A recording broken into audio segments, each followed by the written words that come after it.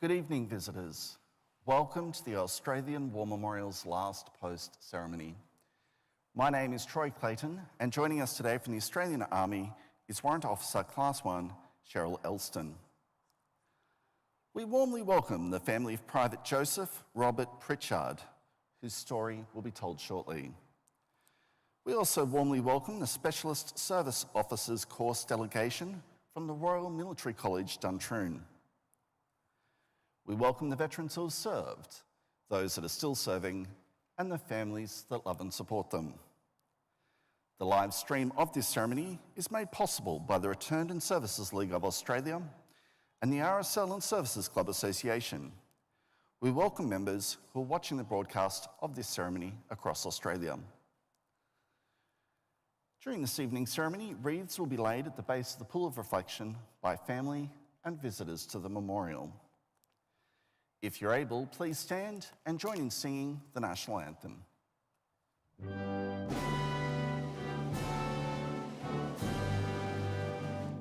Australians, oh, let us rejoice, for we are one and free, with golden soil and wealth for toil. Our home is got by sea.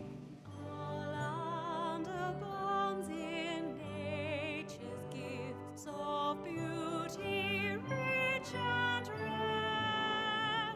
In history's page, let every stage advance Australia fair.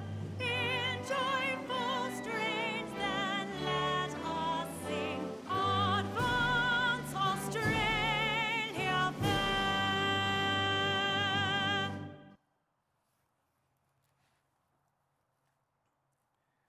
The Australian War Memorial was the vision of Charles Bean, Australia's First World War official historian. Bean landed with the Australian troops on Gallipoli and stayed with them at the front through to the end of the war. The idea of this national memorial and museum came to him at Pozières, France, in the depths of the bloody fighting of 1916. Bean's idea was that this would be a place where families and friends could mourn their loved ones buried in faraway places. It would also be a place that could help all Australians understand what these men and women had endured and what they had done for us. Bean's vision, to which we remain true, is best expressed as inscribed in the entrance to the memorial's galleries. Here is their spirit, in the heart of the land they loved. And here we guard the record which they themselves made. Tonight, we'll read the story behind just one of those on the Roll of Honour, which lists the names of more than 103,000 men and women who have given their lives for us in war and on operations for more than a century. But first, we present a lament, Flowers of the Forest. Wreaths or floral tributes will now be laid at the base of the Pool of Reflection.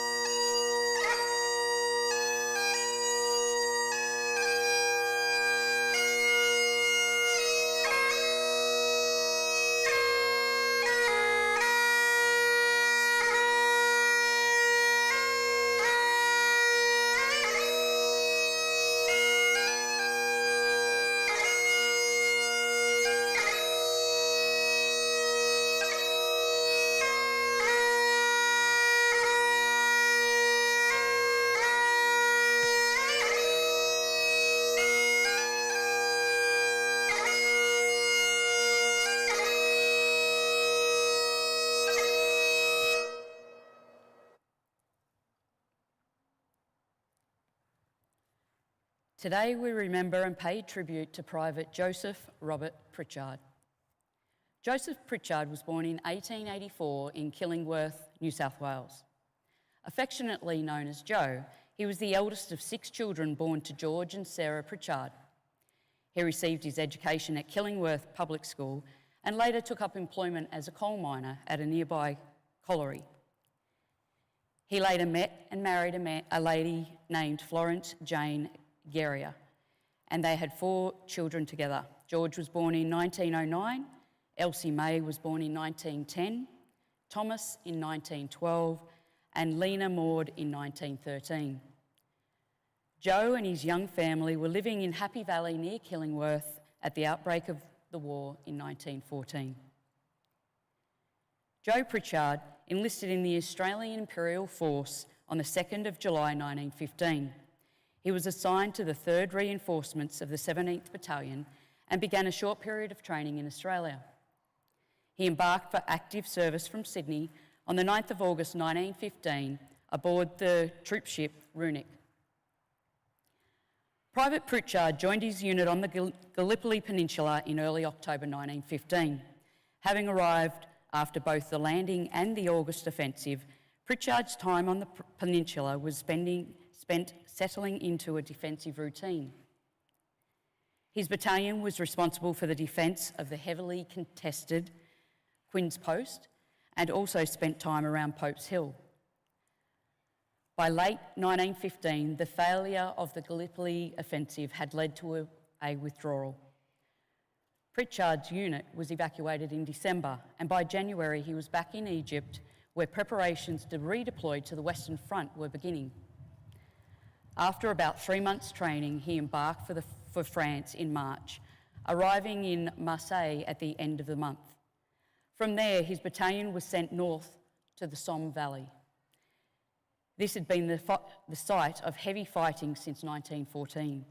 In July, shortly before the Battle of Pozières, Pritchard became ill and was sent to hospital in the French city of Havre to recover. While there, his condition worsened and he was evacuated to England for treatment. Pritchard spent almost 8 months out of the front line and rejoined his unit on the 1st of March 1917. Soon after, he was transferred to the 5th Australian Light Trench Mortar Brigade and remained attached to the 5th Division alongside his initial battalion. His return to the front was marked by the German withdrawal to the fortified Hindenburg Line. His unit spent the early part of the year following the enemy's retreat. They were involved in the bloody fighting at Langencourt in March and April, with the 5th Division repulsing a German counterattack of almost 4 times the British fighting strength. By May, Pritchard's unit had reached the French village of Bullecourt, which had been incorporated into the enemy's new front line. An attack on the enemy's position at the village the month before was absolute carnage. Under heavy machine gun and artillery fire, and without the expected support of tanks, Australian units took more than 3,000 casualties in one day. Private Pritchard was to take part in the second attempt to break through the line at Bullecourt in May 1917. Under cover of the Allied barrage, the battle commenced at 3:45 a.m. on the 3rd of May. Members of the 5th Brigade moved off from their position and headed towards the enemy trenches. Minutes later, the enemy opened its own artillery barrage on the advancing troops, causing multiple casualties and forcing them back from their objectives. Pritchard was part of a 3-man crew manning a Stokes mortar in the trenches. As the barrage hit their lines, Pritchard was wounded by shrapnel from an enemy shell. He was evacuated to the 3rd Casualty Clearing Station, suffering from wounds to his right arm and head. There, his injuries proved too severe and he died the next day. His family later posted a memorial notice in the local newspaper which read, "He died for freedom's sake. Now the warrior's task is over. Now the battle day is past. Now upon the farther shore, peacefully he sleeps at last. He hath fought the good fight." Survived by his wife and 4 children, Private Joe Pritchard was buried at the Grevilleers British Cemetery. He was 33 years old. His name is listed on the Roll of Honour on my right among almost 62,000 Australians who died while serving in the First World War. A photo of his headstone is displayed today by the Pool of Reflection. This is but one of the many stories of service and sacrifice told here at the Australian War Memorial. We now remember Private Joseph Robert Pritchard, who gave his life for us, for our freedoms, and in the hope of a better world.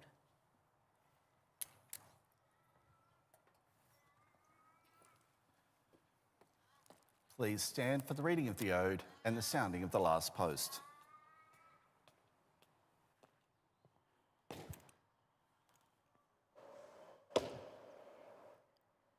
They shall grow not old as we that are left grow old. Age shall not weary them, nor the years condemn. At the going down of the sun and in the morning, we will remember them.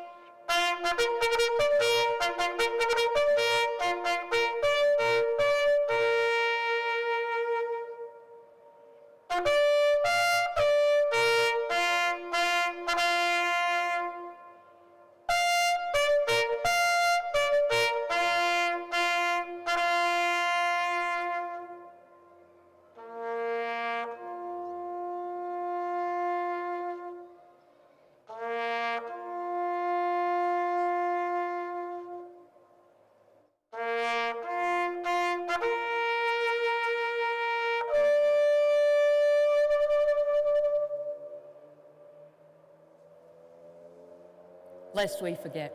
Lest we forget.